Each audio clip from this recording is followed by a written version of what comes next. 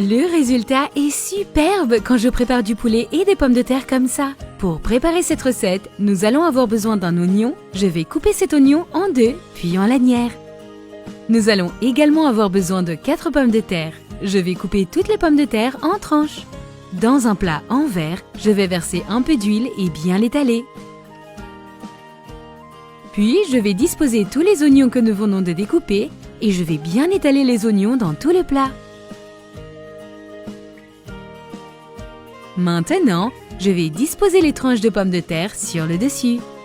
Profitez-en pour me dire depuis où vous nous regardez, pour que je puisse vous faire un coucou et vous remercier de continuer à suivre nos recettes. Nous serions ravis de le savoir.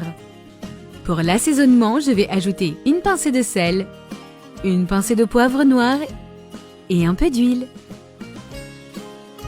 Ensuite, nous allons avoir besoin de 3 filets de poitrine de poulet. Je vais découper ces filets en lanières, puis en cubes. Pour l'assaisonnement, je vais ajouter du sel, du poivre noir et bien mélanger. Si vous continuez de regarder cette vidéo, ça veut dire que vous aimez notre recette. Alors, cliquez sur le bouton j'aime et commentez ci-dessous. J'adore le poulet et les pommes de terre.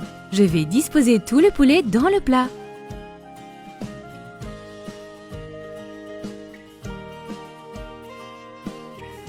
Maintenant, dans un bol, je vais casser 2 œufs. Puis, ajouter 200 ml de crème épaisse,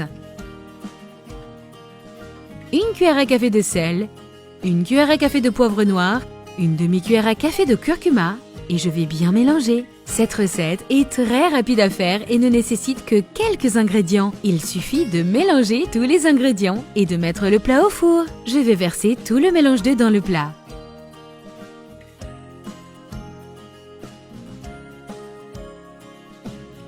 Le couvrir avec du papier alu et enfourner à 200 degrés pendant 30 minutes.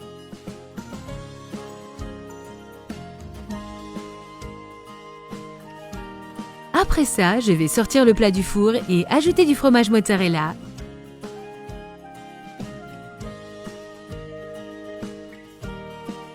Et quelques tranches de tomates sur le dessus. Je vais remettre le plat au four pendant 15 minutes. Et voilà, c'est prêt! Il ne vous reste plus qu'à vous régaler! J'espère vraiment que ça vous a plu. Merci beaucoup d'avoir regardé cette vidéo jusqu'à la fin. Je vous dis à bientôt dans la prochaine vidéo. À plus!